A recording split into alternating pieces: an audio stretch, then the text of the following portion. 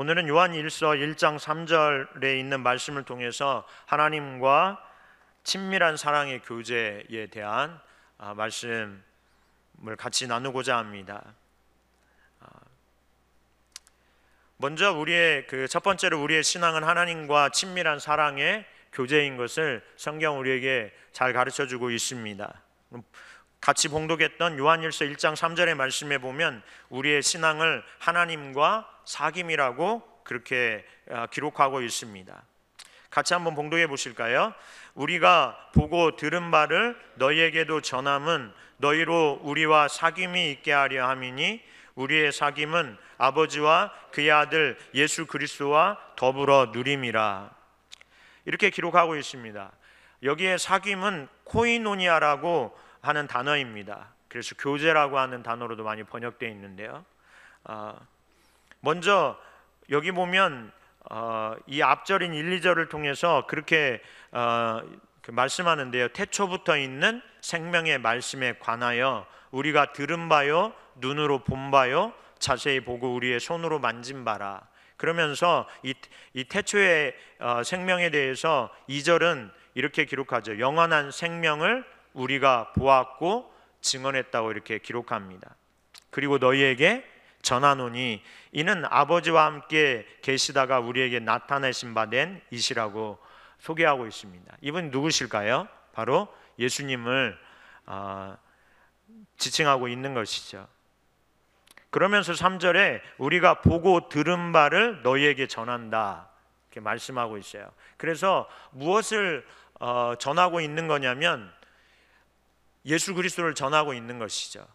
다시 말해서 복음을 전하는 것에 대해 말하는 것입니다. 그런데 친히 이들이 보고 들었다고 이렇게 기록하고 있는 것을 보아 요한 1서를 기록하는 것은 사도 요한이니까요. 사도 요한이 친히 예수님과 함께 그 영원한 생명으로 오신 그 예수님과 함께 동행하는 삶을 살았잖아요. 그래서 그분을 보았고 그분의 말씀을 들었고 그분을 만진 바 되었다. 어떤 의미냐면 그 주님과 친밀한 교제 안에서 삶을 동행하는 삶을 살았다고 고백하는 거거든요. 그래서 그분에 관하여 그분이 우리에게 주신 그 말씀을 너희에게 전한다 그러는 거예요. 보고 들은 바를 전한다. 그러면서 그 목적을 기록해 주고 있죠. 전하는 것의 목적을 너희로 우리와 사귐이 있게 하려 함이라 이렇게 말하고 있어요.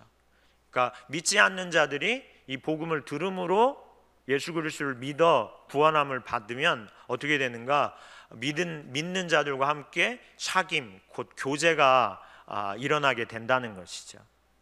그래서 사실 우리의 이 성도 간의 이 그 사귐은 반드시 믿음을 전제하고 있는 것이죠. 예수 그리스도의 복음에 관한 복음을 듣고 믿음으로 구원받은 자녀들이 진정으로 성도 간의 그 교제가 일어날 수 있다는 거예요. 그런 부분을 얘기합니다. 그러면서 뭐라고 말씀하고 있냐면 그 뒤에 이러한 사귐이 어떠한 사귐인가? 우리의 사귐은 아버지와 그의 아들 예수 그리스도와 더불어 누리는 것이라고 말합니다. 그래서 이 성도들 믿음 안에서 성도의 교제는 어디에 근원하고 있는가? 하나님과 그의 아들 예수 그리스도와의 교제에 근거한다는 거예요. 그러니까 하나님 그리고 그분 아들이신 예수 그리스도와 함께 교제하는 것이 없이 성도의 교제는 불가능한 것이죠. 참된 교제는 불가능한 것이죠. 그냥 침묵하고 뭔가 이렇게 삶을 뭐 이렇게 서로 즐거움이 있을 수는 있지만 성경이 말하는 성도의 참된 교제는 있을 수 없다는 거예요. 왜냐하면 이 교제의 근원이 하나님과 그의 아들 예수 그리스도와 더불어 교제하는 그 가운데에서 나오는 것이기 때문에 그렇습니다. 그래서 우리의 신앙은 하나님과의 친밀한 사랑의 교제인 것을 잘 볼 수 있습니다. 하나님과의 친밀한 코이노니아가 우리 가운데 일어날 때 성도 안에도 친밀한 사랑의 교제가 가능한 것이죠. 네. 이 일을 위하여서 복음이 우리에게 증거되었다고 말하는 것이에요. 그 목적이 성취되도록 사도 요한이 자신이 친밀한 교제 가운데 그 하나님을 알고 예수 그리스도를 알고 그분의 말씀을 듣고 깨달은 바를 증거한 것이죠. 지금 증거하고 있는 것이죠. 우리가 예수 그리스도의 그 증거의 말씀을 들음으로 우리가 그분을 믿을 때에 우리가 하나님과의 교제가 열리는 것이고요. 그 교제가 열릴 때 성도 간에 교제가 이루어지기 시작하는 것을 말씀해 주고 있습니다. 고린도전서 1장 9절에도 이 교제에 대해서 말씀하십니다. 같이 봉독해 보실까요? 너희를 불러 그의 아들 예수 그리스도 우리 주와 더불어 교제하게 하시는 하나님은 미쁘시도다 기록합니다. 여기에 교제라는 단어가 동일하게 사귐이라는 단어와 동일한 코이노니아라는 단어입니다. 먼저 1장 9절에 너희를 불렀다 할 때 이 너희는 누구냐면 그 바울 사도가 복음을 전해서 생겨진 그 교회 고린도 성도들을 지칭하는 것이죠. 이들을 불러냈다는 거예요. 이 고린도에 있는 그 성도들이 어떻게 그들이 구원받았는가를 말하고 있는 것이죠. 불렀다는 것은 그들을 구원했다는 것을 의미하는 것입니다. 고린도 교회에 있는 성도들, 지금 예배하는 그들이 하나님이 그들을 뭐예요? 불러냈다, 곧 구원했다는 것이죠. 복음을 증거하고 바울 사도를 통하여서 그들이 그 복음을 믿음으로 구원받은 것을 말하는 거예요. 너희를 불렀다는 것. 그러면 그들을 부른 목적이 무엇이냐는 것이죠. 그들을 구원시킨 목적이 무엇이냐는 것인데요. 그 뒤에 있는 말씀에 보면 그의 아들 예수 그리스도 우리 주와 더불어 교제하게 하시기 위함이라고 기록하고 있어요. 그래서 하나님 예수 그리스도와 이렇게 더불어 교제하는 그 일을 위해서 하나님이 그들을 구원했다는 거예요. 그래서 우리의 신앙, 우리의 믿음은 하나님과의 친밀한 사랑의 교제입니다. 구원받은 하나님 백성이라면 반드시 하나님과의 이 친밀한 사랑의 교제, 관계 안에서 삶을 살아야 된다는 것이죠. 구약에도 잘 나오고 있는데요. 많은 말씀들을 예전에도 많이 보았지만 특별히 출애굽한 이스라엘 백성들에 대해서 출애굽기 29장 46절은 이렇게 기록합니다. 그들은 내가 그들의 하나님 여호와로서 그들 중에 거하려고 그들을 애굽 땅에서 인도하여 낸 줄을 알리라.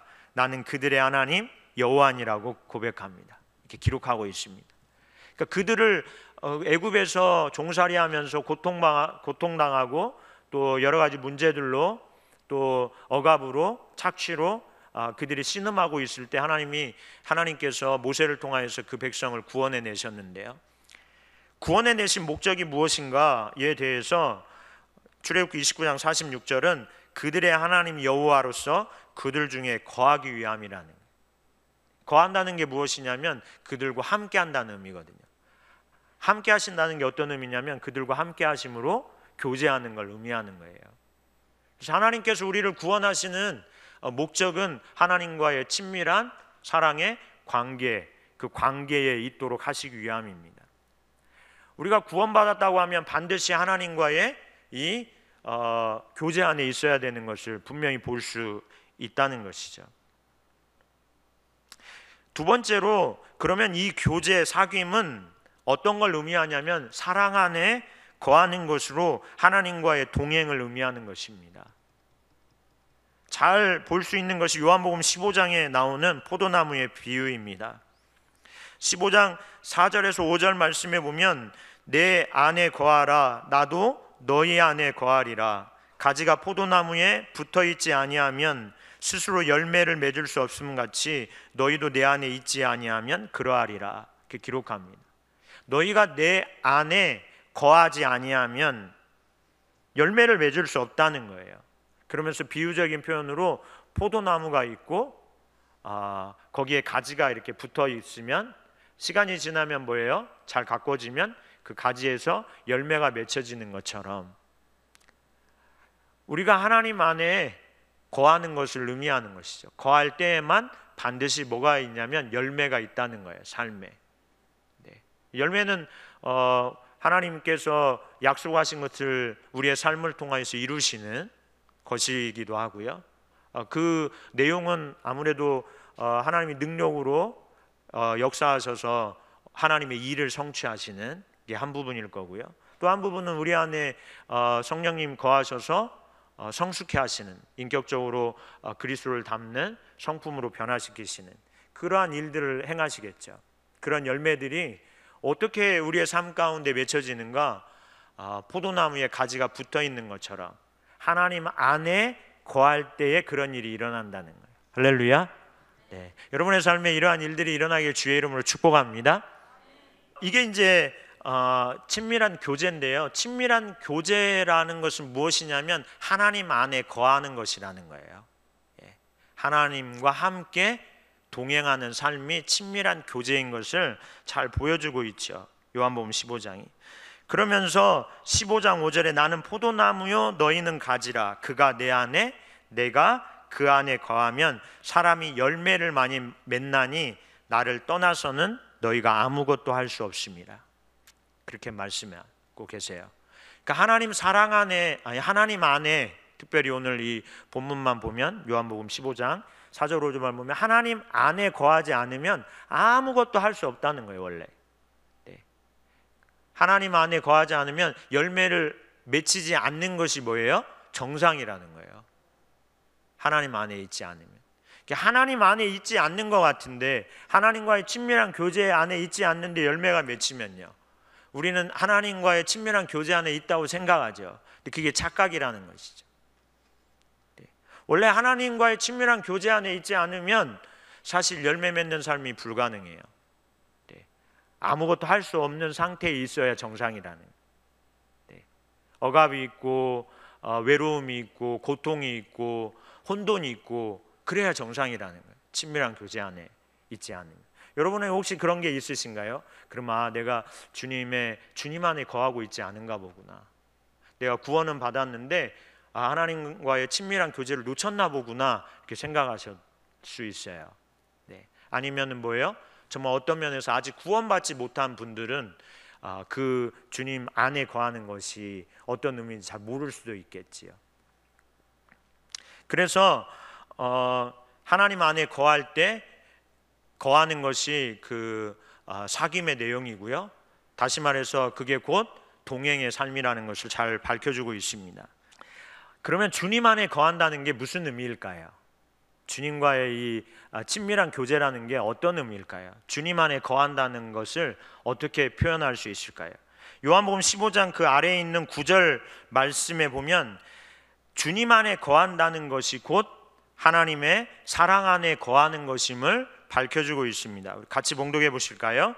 아버지께서 나를 사랑하신 것 같이 나도 너희를 사랑하였으니 나의 사랑 안에 거하라, 이렇게 말씀하세요. 하나님 안에 거한다는 것이 무엇인가? 그것은 곧 하나님의 사랑 안에 거하는 것이라는 거예요. 그 친밀한 사랑의 교제를 의미하는 것이죠. 우리가 믿음으로 구원받은 하나님 백성들에게 하나님은 하나님과의 친밀한 교제를 원하시고요, 그것이 하나님 안에 거하는 것이고, 그럴 때 열매를 맺는데, 그 안에 거한다는 건 주님의 사랑 안에 거한다는 거예요. 이게 이제 믿음의 삶인 거죠. 하나님 사랑 안에 거하는 삶. 세 번째로 이 친밀한 사랑, 우리가 이 사랑의 교제 안에서 삶을 사는 길이 있습니다. 우리가 친밀한 사랑의 관계, 이 교제의 삶을 살려면 어떻게 해야 되는가? 이게 이제 중요하겠죠. 요한일서 4장에 있는 말씀에 보면 우리가 이 친밀한 사랑의 교제의 삶을 사는 길을 잘 보여주고 있어요. 요한일서 4장에 있는 부분들이요. 사실은 우리가 이 하나님의 사랑 안에 거하여서 하나님과 친밀한 교제를 누리고 동행하는 삶을 통하여서 열매를 맺는 그런 삶을 살기 위하여서 너무나도 중요한 것은 그리스도의 사랑이 우리 안에 거한다라는 사실을 아는 데에 있습니다. 그 사랑이 어떠한 사랑인 것을 아는 데에서 출발한다는 거예요. 그래서 요한일서 4장 16절에 있는 말씀에 그렇게 기록합니다. 하나님이 우리를 사랑하시는 사랑을 우리가 알고 믿었노니 하나님은 사랑이시라. 사랑 안에 거하는 자는 하나님 안에 거하고 하나님도 그의 안에 거하시느니라. 하나님이 우리를 사랑하시는 그 사랑, 이 사랑에 대해서 우리가 알았다고 표현하고 있거든요. 그래서 믿었다고 이렇게 표현해요. 그러면서 하나님은 사랑이시라. 이 하나님의 사랑이 어떠한 사랑인지를 우리가 아는 데에서 친밀한 사랑, 친밀한 교제, 동행하는 삶이 출발될 수 있다는 거예요. 사랑을 아는 데에서요. 그래서 하나님께서는 우리에게 이 하나님의 사랑을 알리시는 일을 적극적으로 하십니다. 하나님이 하나님의 백성들에게 은혜를 부으실 때 가장 많이 부으시는 은혜의 역사는 하나님은 사랑이시라는 거예요. 하나님께서 얼마나 우리를 사랑하시는지를 알리시는 일을 행하시는 것이죠. 왜냐하면 그 사랑을 알아야 친밀한 사랑의 관계 안에서의 삶의 시작이 이루어질 수 있거든요. 그 사랑을 알아야. 제 경험만 해도 그렇습니다. 제가 처음 예수 그리스도를 인격적으로 이렇게 경험하게 된 것은 하나님의 사랑을 아는 데에서 시작했거든요. 제가 군대를 제대하고 집회를 참여해서 하나님을 이렇게 만나게 됐는데요. 구원받는 그런 놀라운 경험이 있었는데요. 네. 그때 제가 그 어떤 선교사님, 사모님의 간증을 들으면서 있었어요. 근데 저는 사실 등 떠밀려서 그 집회를 갔습니다. 정말 가기 싫었는데 갔죠. 네, 신앙이 거의 없었으니까요. 교회를 다니긴 하지만 믿음은 없는. 네. 그런 상태에서 여름 수련회 집회를 군대 제대하고 가게 됐는데요. 그 집회에서 그 간증을 듣게 됐어요. 어떤 선교사님 사모님의. 그 사모님이 정말 고생 많이 하셨더라고요. 외국에서 바닷가에서 선교하면서 그 후로 한 번도 만나본 적은 없지만 그분을 저에게 참 은혜를 끼쳤던 그 간증이었는데요. 선교를 하세요. 바닷가에서. 그러니까 뭐 어느 나라든지 바닷가에서 일하시는 분들은 그 파도와 싸움하면서 일을 하다 보니까 굉장히 거칠고 이렇게 그러신 분들이 많은 것 같아요. 거기에도 그랬던 것 같죠. 그래서 이 복음이 이게 안 되는 거예요. 받아들여지지 않는 거예요.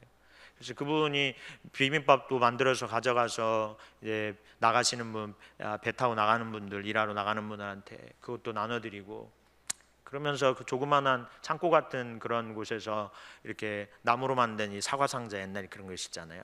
거기에다 성경책 펴놓고 부인하고 어린 딸들하고 같이 예배를 시작하고 그런 얘기를 쭉 하시는 거예요. 그러면서 하나님이 치유의 은혜를 어떤 사람에게 부어주셔서 성도가 생기기 시작하고, 그러면서 점점점 이제 오랜 세월 동안 선교하신 이야기들을 하시는 거예요. 위기가 오고 어려움이 올 때마다 누가요? 하나님께 간구하고 찾으면 하나님이 오셔서 문제를 해결하시고 그들을 도우시고 이끌어 가시는 그런 이제 간증이죠. 간증이 이렇게 그런 말씀을 나눠 주시고 계셨어요. 예. 근데 제가 그 말씀을 등 떠밀려 가는 사람들은 믿음이 없으니까요. 앉아가지고 맨 그 앞으로도 잘 안 가잖아요. 그런 사람들은. 여기 계신 분들은 그래서 그 뒤에 계신 거 아닙니다. 또 네, 제가 그랬다는 거죠. 그래서 또 시험에 드시면 안 됩니다. 네, 그래서 다 뒤쪽에 앉았어요. 그 교회 기도원이 얼마나 큰지 한 10,000명 들어가는 기도원이에요. 경기도에 있는 오살리 기도원이라고. 저도 그때 처음 갔었을 때인데 뒤에서 앉아서 제가 들으면서 어떤 생각을 하냐면, 제가 기본적으로 하나님에 대해서 가진 이미지가 있었습니다. 젊었을 때. 그건 하나님은 차별하시는 하나님이라.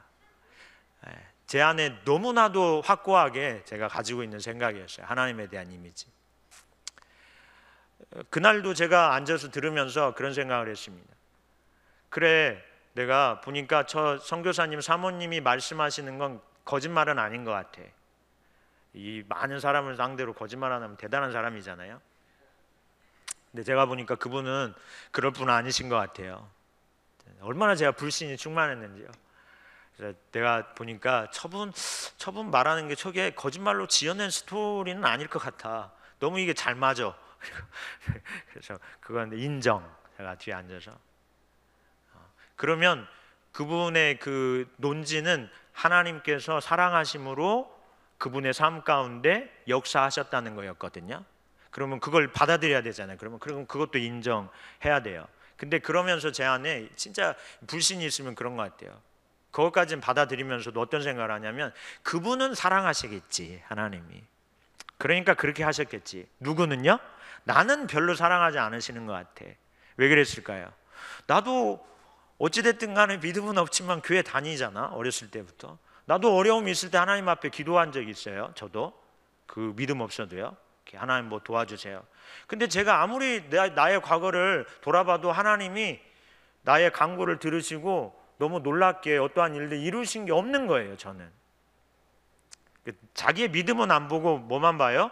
하나님이 내게 어떠한 것을 들어주셨나만 자꾸 따지잖아요. 이렇게 믿음이 없으면. 열심히 따져봤는데 하나도 없어요. 저는. 그러니까 어떤 생각을 갖냐면, 제가 항상 하나님은 그래서 차별하시는 하나님이야. 자기를 믿고 의지하고 따르는 사람들은 하나님이 들어주시고 응답해 주시고 역사해 주시고 필요도 채워주시지만, 그렇지 않은 사람들은 죄송한 표현이지만 내깔겨 두는 거예요. 그냥 네가 뭐 알아서 너 뭐 살든지 말든지, 그런 이미지를 가지고 있었어요. 그날도 여전히 앉아서 그렇게 듣고 있었습니다. 근데 참 신기했던 경험이죠. 하나님 구원하시려고 은혜를 부으셨던 거예요. 그런 생각을 딱 가지고 있는 제가 그런 생각을 마음속으로 계속 생각을 했죠. 이제 그래서 그렇게 결론을 내리고 있잖아요. 그런 순간 누군가 저에게 정말 말을 거는 것처럼, 내가 너를 사랑하지 않는다고? 라는 질문을 누군가 하시는 것 같아요. 특별한 경험이죠. 그래서 제가 마음속으로 그랬습니다. 뭐 사랑하셨으면 뭘 사랑하셨는데요? 따지듯이 그랬어요, 속으로. 그런데 그렇게 제가 마음속으로 생각하는 순간 저에게 이렇게 지나가는 여러 일들이 갑자기 생각나기 시작하더라고요. 어렸을 때부터 자라온 이 과정에서 다 사람들에게 어려움이 있습니다. 여러분 저보다 더 오랜 세월을 사신 분들 계시니까, 여러분 고생한 얘기 쓰시기 시작하면 한이 없잖아요. 이야기하다 보면 고생한 얘기하면 많으실 거예요. 마음 아팠던 일들, 너무 힘들어서 죽을 것 같던 일들, 지금도 있으신 분도 계실 거예요. 저에게도 있었겠죠. 네. 그런 일들이 생각나더라고요. 어렸을 때 여러 가지 일들, 청소년 때 방황하면서 있었던 일들, 군대에서 그냥 힘들었었던 일들. 네. 그래서 이거 여차하면 뭐예요? 잘못된 길을 선택해서 가버릴 수 있는 그런 많은 인생의 어떤 일들이 있죠. 이렇게 여기서 이제 삐딱하면 이제 완전히 어디 이상한 데로 새는 거죠. 이제 인생이. 그런 위기의 순간들이 있었다는 거예요. 저에게도. 근데 그런 일들이 이렇게 떠오르기 시작하더라고요. 그때의 그 감정이 같이 오면서, 어렸을 때 뭐 이런 여러 가지 그런 힘든 일을 만났을 때 느꼈던 그런 외로움, 분노, 쓸쓸함, 또 막연함, 좌절, 막 이런 것들이 있잖아요. 그런 일, 그런 어떤 일과 그 일을 당한 그 나의 어떠한 상태, 감정들이 이렇게 떠오르는 거예요. 그래서 오늘 지금 그러한 시간을 보내고, 오늘 어디에 앉아 있어요? 지금 그 집회 자리에 불신 충만해가지고 네, 말씀을 들으면서 앉아 있는 제 모습이 보이는 거죠. 그리고 제 마음에 그런 생각이 들었어요. 그런 일들 가운데. 근데 참 신기하게 그런 많은 위기의 일들이 있었지만 한 번도 어떻게 해요? 정말 막 가는, 우리말로 어디 이상하게 완전 그런 일들이 제게 없이 하나님이 어떤 죽음의 위기에서도 건져주신 일도 있고요. 저도 정말 어떤 말할 수 없는 어떠한 그 잘못된 길을 갈 수 있는 상황이었는데 하나님께서 멈추도록 하신 일들도 있고요. 그렇게 되었더라고요. 제 과거를 이렇게, 그때 26살이었습니다. 근데도 굉장히 많더라고요. 저도. 근데 그렇게 딱 드는 그런 생각이 딱 끝나면서 저에게 그런 마음의 생각이 들었어요. 내가 너에게 이렇게 했는데도 내가 너를 사랑하지 않는다고 생각하니? 네. 그래서 제가 항복했어요. 아, 하나님은 차별하시지 않는 하나님이시구나. 내가 태어나서 26살이 돼서 오늘 이 교회에 등 떠밀려서 왔지만 하나님이 나를 사랑하심으로 이곳에 그날 그때의 나를 부르시고 앉혀놓으시고, 그런 말씀을 들으면서 그런 생각을 갖게 하시고, 그런 생각 가운데 하나님이 어떻게 사랑해 주셨는지를 나에게 알리시는 그런 좋은 시간이 되었던 거죠. 그래서 그때 이제 처음 제가 하나님의 사랑을 깨닫고 이제 거만하게 뒤에서 이렇게 앉아서 말씀을 듣다가 이제 막 그렇게 하나님이 사랑하심이 제게 느껴지니까 앉아 있을 수가 없더라고요. 그래서 통로로 내려와서 무릎을 꿇고 엄청 회개했습니다. 제가 차별하는 하나님이라고 말한 거 다 용서해 달라고, 제가 몰라서 그랬다고. 하나님께서는 우리를 구원하시죠. 은혜를 부으셔서. 그래서 뭘 하시려고 하시는 걸까요? 그 하나님의 사랑을 알고 그 사랑 안에서 교제하는, 동행하는 삶을 살기를 무척이나 원하신다는. 우리가 자녀를 낳으면 이 자녀가 성장하면서 자녀에게 가장 기대하는 게 뭘까요?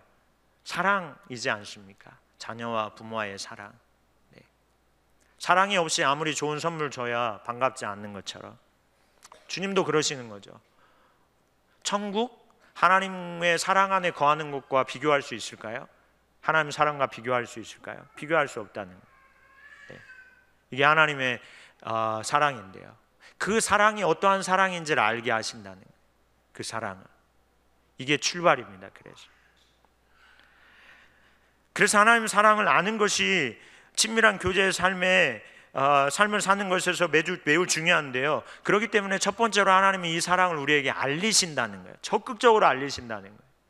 강팍한 저의 심령 가운데도 알리시잖아요. 요한일서 4장 10절에 있는 말씀에 보면 사랑은 여기 있으니 우리가 하나님을 사랑한 것이 아니요 하나님이 우리를 사랑하셨다고 말씀합니다. 하나님이 사랑을 우리에게 알리실 때 알리시는 것 중에 한 가지는 무엇이냐면 하나님이 먼저 우리를 사랑하신다는 거예요. 항상 우리가 하나님을 사랑한 것이 먼저가 아니라는 거예요. 하나님이 우리를 사랑하시는 것이 먼저였다는 거예요. 항상. 그래서 요한일서 4장 19절에 있는 말씀 같이 한번 봉독하실까요? 우리가 사랑함은 그가 먼저 우리를 사랑하셨습니다, 이렇게 말씀하세요. 사랑은 하나님이 먼저 하시는 겁니다. 그래서 에베소서 1장 4절에서 5절 이하의 말씀에 보면 곧 창세전에 그리스도 안에서 우리를 택하사 우리로 사랑 안에서 그 앞에 거룩하고 흠이 없게 하시려고 라고 기록하고 있는 것이, 우리를 사랑 안에서 거룩하고 흠이 없게 하시려고 하나님이 언제부터요? 창세 전에 우리를 택하셨다는 거예요. 항상 하나님이 먼저 하십니다. 우리의 그 아픔, 우리의 고민, 우리의 그 허전함, 우리의 능력 없는 것으로 좌절하는 이러한 여러 가지의 일들이 우리에게 많이 있지만 사실은 그러한 상태 가운데 있는 우리를 누가 먼저 아시냐면 하나님 먼저 아신다는 거예요. 항상 먼저 아시고 우리에게 먼저 그 사랑을 주시는, 이게 하나님의 사랑이에요. 내가 먼저가 아닌 것이죠. 제가 이 사실을 깨달으니까 너무나 자유함이 생기더라고요. 너무나 많은 자유함이 생기더라고요. 내가 무언가 잘못되고 내가 무언가 죄책감이 눌리고 그릇된 길을 가고 내 삶에 여러 가지 안 되는 일이 있어도 누가 먼저 아세요? 하나님 먼저 아신다는 거예요. 내가 범죄할 거 누가 아실까요? 주님 먼저 아신다는 거예요. 그래서 하나님께서 먼저 가셔서 우리가 그러한 길의 위경에 있을 때 도우시고 인도하시는 그러한 역사들을 부으시는 거죠. 그게 하나님의 사랑이에요. 항상 주님이 먼저십니다. 주님이 주도권을 가지고 하나님의 사랑을 우리에게 가르치시는 거죠. 우리에게 뭐가 없을 때? 사랑이 전혀 없을 때, 우리가 하나님을 의지하는 믿음이 전혀 없을 때에도 하나님은 먼저 우리를 사랑하셔서 주님의 사랑을 적극적으로 우리에게 알리시는 분이심을 잘 기록해주고 있습니다. 그래서 에베소서 1장 5절에 그 기쁘신 뜻대로 우리를 예정하시는, 예수 그리스도로 말미암아 자기의 아들들이 되게 하셨다고 기록해주고 있는 것입니다. 하나님의 사랑을 알리실 때 하나님은 먼저 우리를 사랑하신 것을 알리실 뿐만 아니라 또 한편으로 하나님은 그 사랑을 우리에게 보이십니다. 나타내 보이신다는 사실이에요. 내가 먼저 너를 사랑해, 여기서 끝나시는 게 아니라 그 사랑을 우리에게 나타내 보이신다는 데 있습니다. 그래서 요한일서 4장 9절에 있는 말씀에 보면 하나님의 사랑이 우리에게 이렇게 나타난 바 되었으니 하나님이 자기의 독생자를 세상에 보내심은 그로 말미암아 우리를 살리려 하심이라. 할렐루야. 네, 이렇게 말씀하고 계시죠. 하나님이 우리에게 하나님의 사랑이 나타난 바 되었다는 거예요. 어떻게 나타났을까요? 하나님이 자기의 독생자를 세상에 보내시는 것으로 나타났다는 것이죠. 그러면 독생자가 이 땅에 오시는 것이 왜 하나님의 사랑인가? 그것은 4장 10절에 사랑은 여기 있으니 우리가 하나님을 사랑한 것이 아니요 하나님이 우리를 사랑하사 우리 죄를 속하기 위하여 화목제물로 그 아들을 보내셨습니다. 할렐루야. 왜 예수 그리스도가 하나님의 사랑의 나타남인가? 그것은 우리의 죄를 속하기 위하여서 그 예수 그리스도를 화목제물로 십자가에 죽게 하셨다는 데 있습니다. 여러분, 예수님이 누구신가요?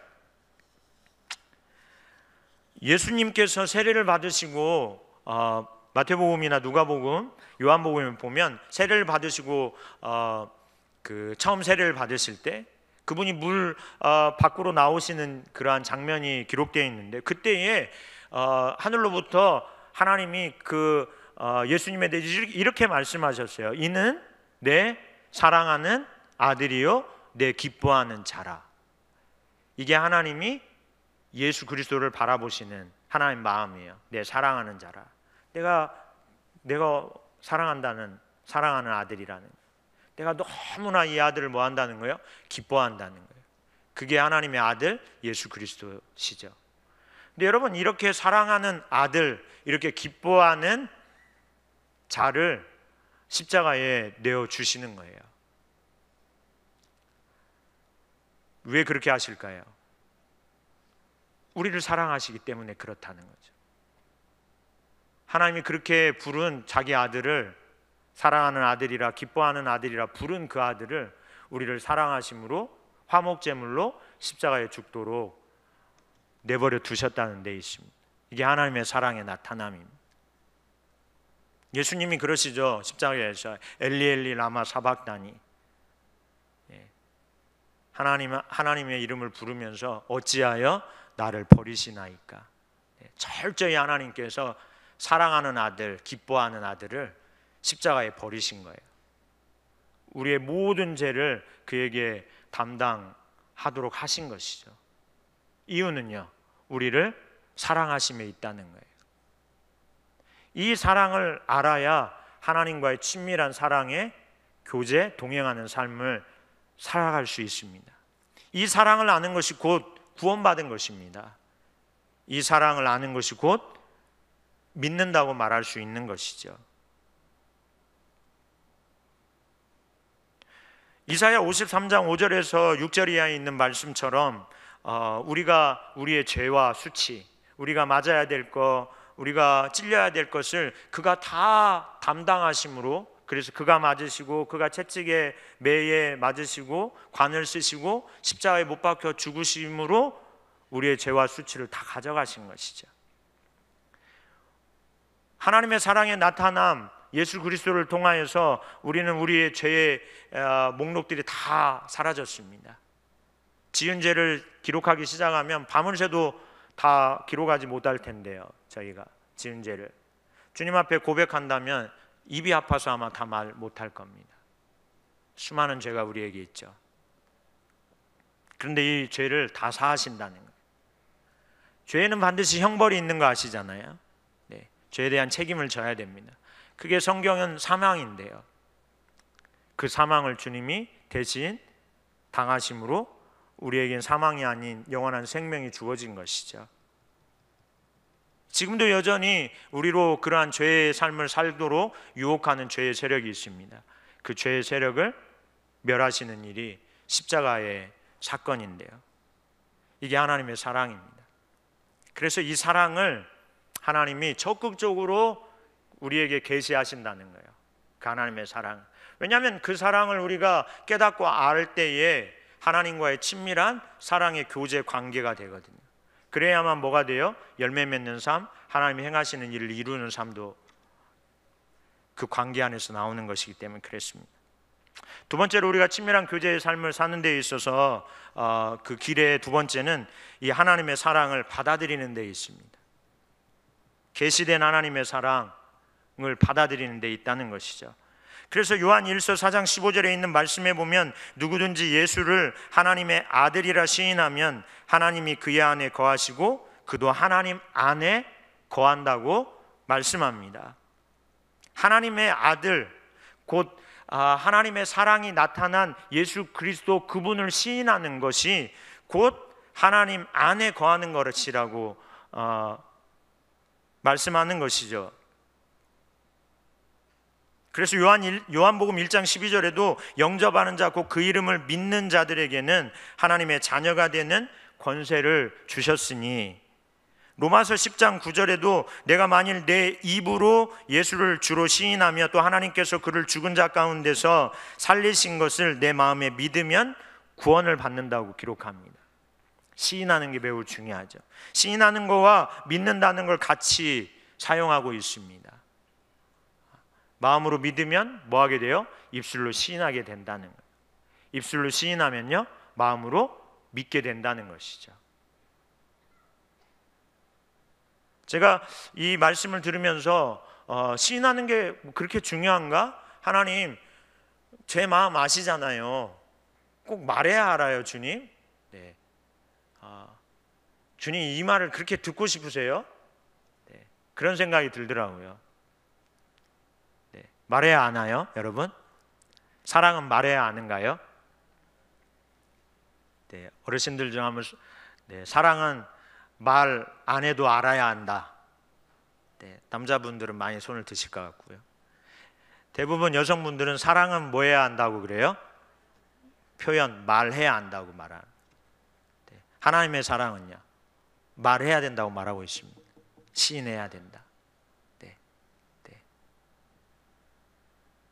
시인한다는 건 어떤 의미냐면 받아들인다는 거예요. 우리에게 하나님 사랑이 어떠한 사랑인지를 알리실 때 그걸 뭐 하는 거예요? 받아들이는 걸 말합니다. 사실은 친밀한 교제의 시작을 누가 하셨냐면 아까 말씀하신 것처럼 하나님이 하셨습니다. 먼저 사랑하셨으니까요. 네. 그리고 그 아들을 통해서 그 사랑을 보이셨으니까요.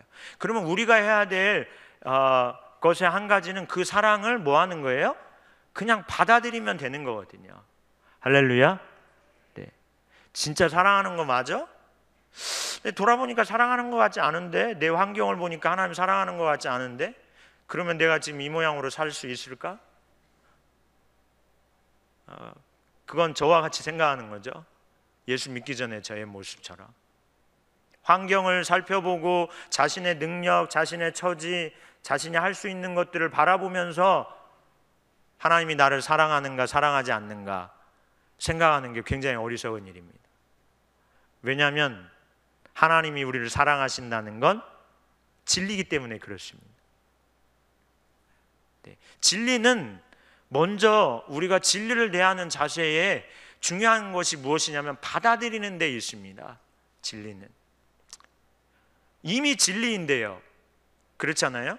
이미 진리인데 이게 진짜 진리인지 아닌지 따져보고, 근데 따져보는 그 과정도 굉장히 어리석은 과정을 거치는 거죠. 인간의 지혜로 그 진리를 따져볼 수 있을까요? 어떤 면에서? 그럴 수는 없어요. 근데 대부분 우리는 이게 진리인지를 어떻게 따지냐면 자기의 어떤 경험, 자기의 어떤 생각, 자기가 교육받은 어떤 지식, 그런 걸로 이 진리가 정말 진리인가? 그리고 따져본다는 거예요. 이게 굉장히 어리석은 일이죠. 그래서 진리를 대하는 우리의 자세의 첫 번째는 받아들이는 데 있습니다. 하나님이 우리를 사랑하신다는 건 매우 귀중한 진리입니다. 네. 이 진리를 우리에게 하나님이 말씀을 통하여 계시하실 때 우리가 해야 될 정말 중요한 자세는 그걸 겸손함으로 받아들이는 데 있다는 거예요. 그러면 뭐라고 말씀하고 있냐면 하나님의 사랑이 너희 안에 거하게 될 거라고. 그것이 하나님의 사랑이 너희에게 거하는 길이라고 말씀하고 있는 것이죠. 그래서 받아들이는 게 매우 중요해요. 근데 받아들이는 데 있어서 입술로 시인하는 것도 매우 중요합니다. 받아들이는 방법 중에 하나 입술로 시인하는 거예요. 물론 진실하게 마음으로 믿고 입술로 시인하는 게 필요한 거죠. 왜 입술로 시인하는 게 필요할까요? 하나님이 달콤한 사랑의 목소리를 우리를 통하여 듣기 원하시는 그러한 목적이 있어서 그러실까요? 많은 경우 그렇게 말씀하시는 경우 일은 시인하라고 하는 경우는 우리를 위함입니다. 여러분, 우리가 하나님 주시는 그 마음, 계시하신 하나님의 그 사랑을 우리가 깨닫고 알므로 그 하나님을 사랑한다고, 그 하나님의 사랑을 내가 받아들인다고, 나를 사랑하사 나를 위하여서 자기 몸을 버리신 예수 그리스도, 그분을 제가 믿는다고 이렇게 시인하는 것이 우리에게 뭐를 가져다 주냐면 믿음을 가져다 주거든요. 하나님을 향하여 집중하여 서도록 열망을 갖게 하거든요. 그 입술로 자꾸 고백하는 것이요. 네. 하나님이 그렇게 고백하는 사람들을 향하여서 하나님의 은혜를 부으시기를 하나님이 열망하시거든요. 그렇게 자꾸 표현하는, 그럴 때 내 마음에 그런 하나님의 사랑을 더 알고 싶은 마음이 일어나기도 하고요, 그 사랑이 내게 부음받기도 하고 그 사랑 안에 머물기를 갈망하는 마음도 생겨요. 그래서 시인하라고 하는 것은 하나님을 위함이 아닙니다. 누구를 위한 것이냐면 우리를 위함이에요. 너희가 시인할 때 너희 안에 믿음으로 역사하시는 하나님의 은혜가 오는 것이죠. 자꾸 시인할 때. 그래서 시인하라고 하는 겁니다. 받아들이라고 하는 것이죠. 죽어도 안 믿겨지는데 진리라면 일단 받아들이는 게 중요합니다. 주님, 이게 무슨 의미인지 잘 모르겠지만 제가 그렇게 살지 못하고 있지만 제가 이 하나님의 말씀이기에 제가 받아들입니다. 이런 자세가 매우 중요하다는 거예요. 새생명 예배 오늘 드리신 분들은 같이 예배 드리실 텐데요. 아마 딴 때는 이제 새생명 예배 인도하는데요, 이 2부 예배 시간에 저는 몇 사람하고 같이 제가 어떤 분이 그런 질문을 하더라고요. 하나님의 사랑을 알고 하나님 뜻대로 살기를 원한다고 그러셨어요. 어떤 분이. 네. 그렇게 살려고 한다고. 네. 오늘 오셨나요? 네. 네. 아까 계신 것 같았는데. 네. 그러면서 그 사랑을 제가 그러면 알기 위하여서 이제 어떻게 내가 그게 실제적으로 내 삶에 이루어지도록 하기 위해서 어떤 일을 해야 될까요? 예. 그렇게 질문하시더라고요. 그 사랑이 내게 오게 하게끔, 그게 내게 확신으로 갖게끔 하기 위해서 내가 무슨 일을 해야 될까? 네. 많은 사람들은 하나님의 사랑이 내게 인식되고 그 사랑의 교제 안에서 살기 위해서 내가 무엇을 해야 될지를 생각합니다. 그런데요, 중요한 한 가지는 내가 무엇을 하기 전에 그 사랑을 받아들이는 게 매우 중요합니다. 무엇을 해야만 하나님의 사랑이 내게 인식될까? 하나님이 나를 더 사랑할까? 그러면 지칩니다. 그러면 친밀한 사랑의 관계, 교제의 삶 사는 게 너무 어려운 일로 여겨집니다. 친밀한 사랑을, 관계를 추구하는 데 있어서 중요한 건 받아들이는 데 있다는 거예요. 하나님 나를 사랑하시군요. 네. 나를 보배롭고 존귀히 여기시는군요. 네, 맞습니다. 주님의 그 사랑을 제가 받아들여요. 이게 굉장히 중요한 거죠. 그럴 때 그 하나님의 사랑에 대한 열망이 올라오거든요. 정말 진심으로 그런 마음으로 고백하면 우리 안에 그 열망이 생겨요. 그래서 하나님의 사랑을 알게 해달라고 간구할 수밖에 없게 돼요. 그래서 시인이 매우 중요한 겁니다. 세 번째로 우리가 하나님과의 친밀한 교제를 살아가는 길의 세 번째는 하나님의 사랑을 깨닫게 하시는 성령의 조명이 있다는 것입니다. 하나님께서 진리의 말씀, 하나님의 사랑을 우리에게 알리십니다. 그러면 우리가 그 사랑을 그대로 받아들입니다. 그럴 때 성령께서 그 사랑이 어떠한 사랑인지를 깨닫게 하시는 놀라운 은혜를 부으신다는 거예요. 그때에. 그래서 요한일서 4장 13절에 있는 말씀에 보면 그의 성령을 우리에게 주심으로 우리가 그 안에 거하고 그가 우리 안에 거하시는 줄을 안다고 말하고 있는 것입니다. 성령을 우리에게 주신다는 거예요. 그래서 하나님 사랑이 우리 안에 거하고 있는 것을 증거해 주시는 거죠. 네. 어떤 사람들에게 이러한 일들이 일어날까요? 계시된 하나님의 이 말씀을, 진리를 받아들일 때 일어나는 일들입니다. 네. 의심하고 따져보고 하는 상태에서는 잘 일어나지 않아요. 물론 의심하고 따져보다가 주의 말씀에 항복하는 순간 그런 일들이 많이 일어나겠죠. 항복하는 순간. 네. 성령께서 반드시 조명하신다는 것이죠. 성령을 우리에게 주심으로 우리가 그분의 사랑 안에 있고 그가 우리 안에 사랑으로 거하시고 계시다는 것을 확실히 알게 하신다는 거예요. 할렐루야. 여러분에게 그런 은혜가 부음받기를 주의 이름으로 축복합니다. 네. 이게 사랑의 관계예요.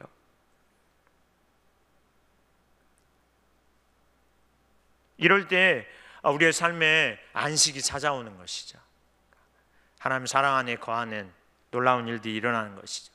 네 번째는 우리가 하나님과의 친밀한 교제의 길을 가기 위하여서는 하나님의 이 사랑 안에 거함으로 인하여서 반드시 뭐 하게 되냐? 이웃을 사랑하게 되는 일이 일어난다는 것이죠. 계명을 지키는 삶의 가장 핵심적인 것이 이웃을 사랑하는 것입니다.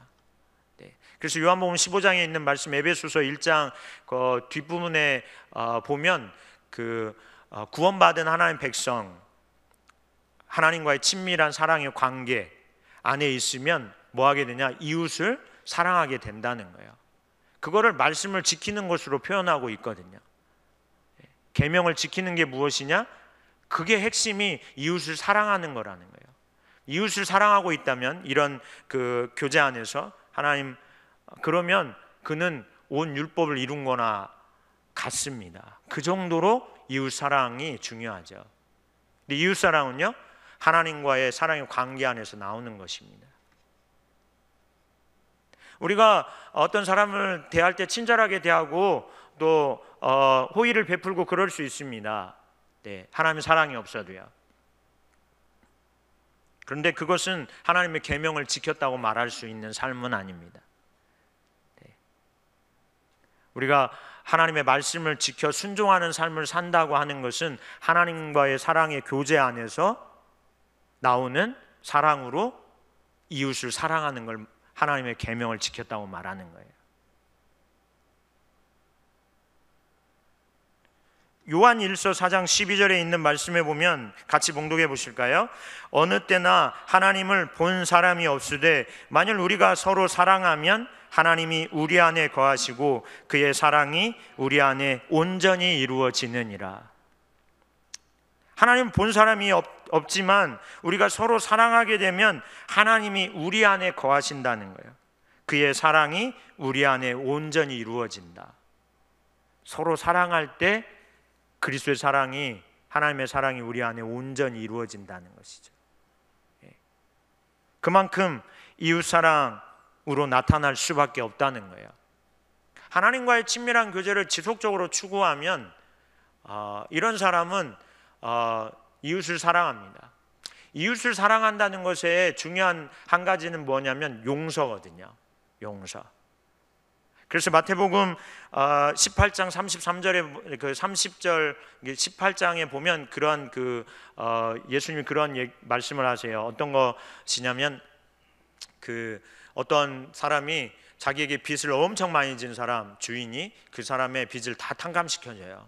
그렇잖아요. 그래서 이 사람 너무 기뻤어요. 너무 좋았어요. 평생 이래도 갚을 수 없는 그러한 어마어마한 부채를 다 탕감시켜주는 거예요. 이 사람이 이제 기쁜 마음으로 밖으로 나갑니다.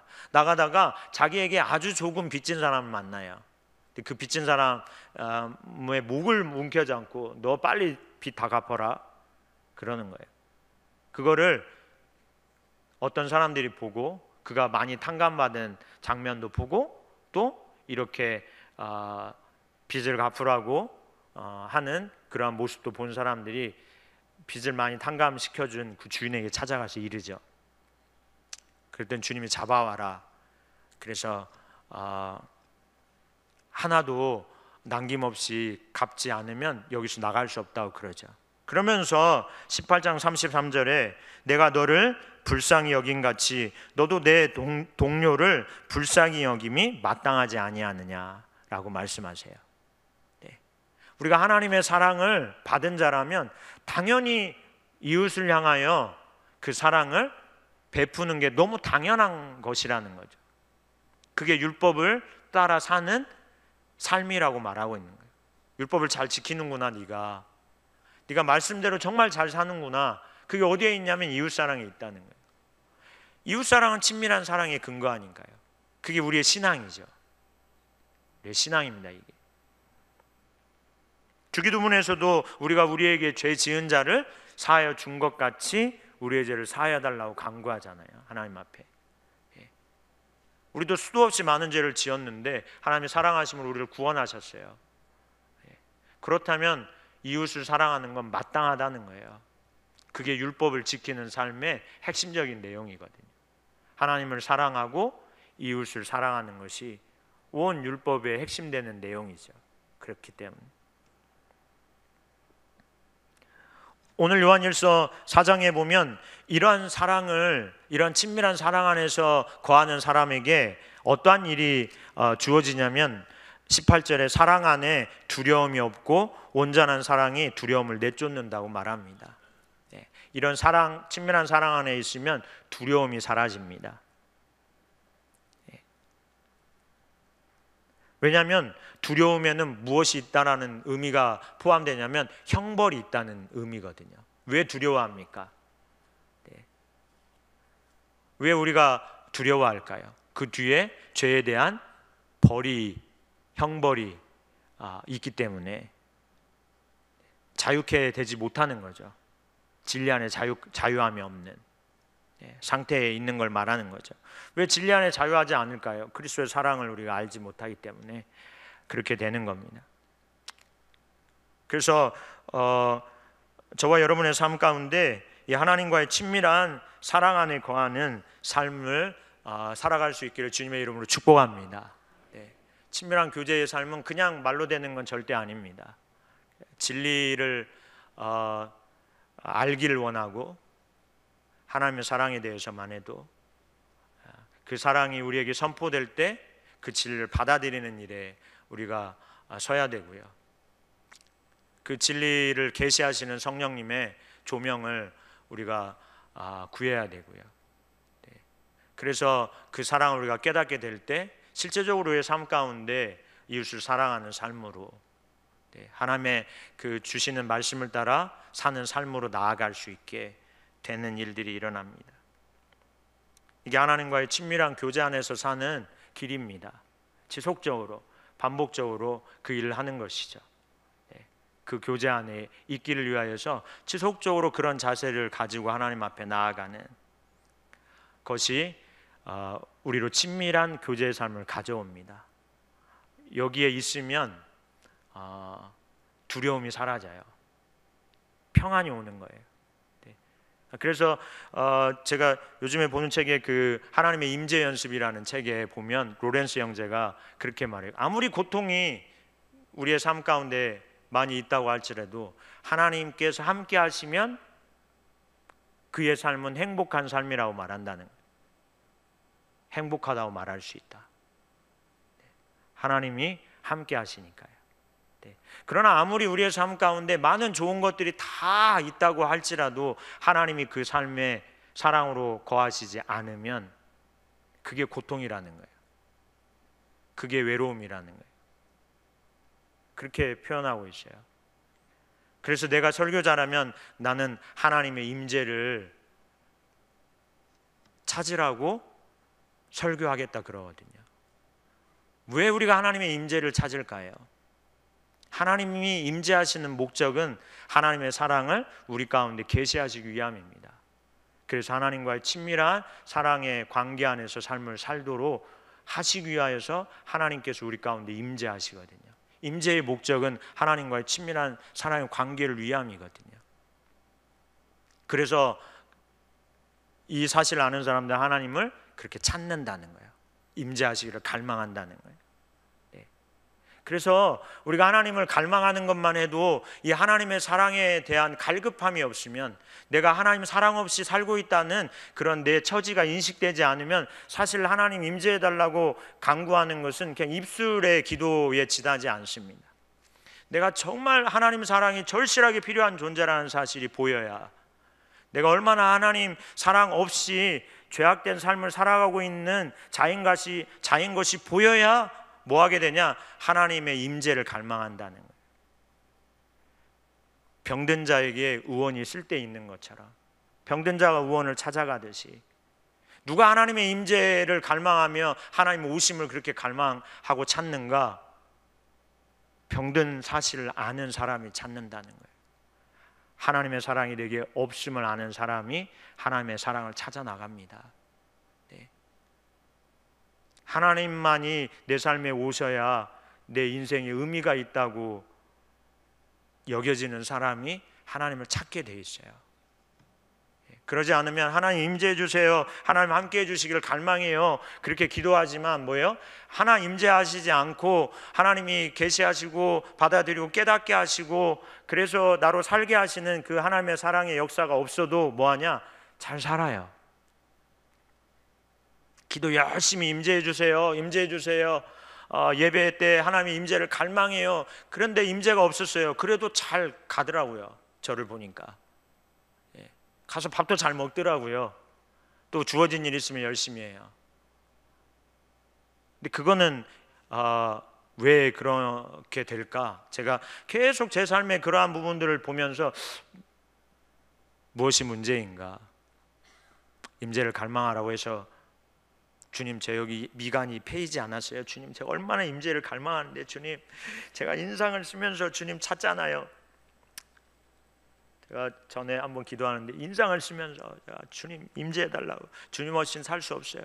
몸을 바들바들 떨면서 기도해요. 그러다가 갑자기 제가 기도하는 걸 갑자기 막 부르짖다 멈췄어요. 하나도 임재가 없는 것 같더라. 열심히 부르짖는데. 그래서 그냥 멈췄어요. 멈추고 가만히 있었어요. 그냥 속도 좀 상하고. 그래서 있었어요. 그런데 제 마음에 그런 생각이 들더라고요. 너 왜 그렇게 임재를 너 이렇게 찾냐?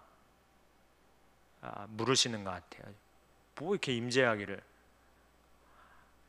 임재가 있어야 살 거 아니에요, 주님. 그걸 지금 질문이라고 하세요. 그게 얼마나 소중한 건데. 너 그거 없어도 잘 사는 것 같은데.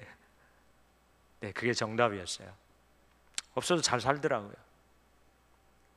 그게 필요하다고 하니까 열심히 간구하긴 하는데, 임재 없어도 뭐예요?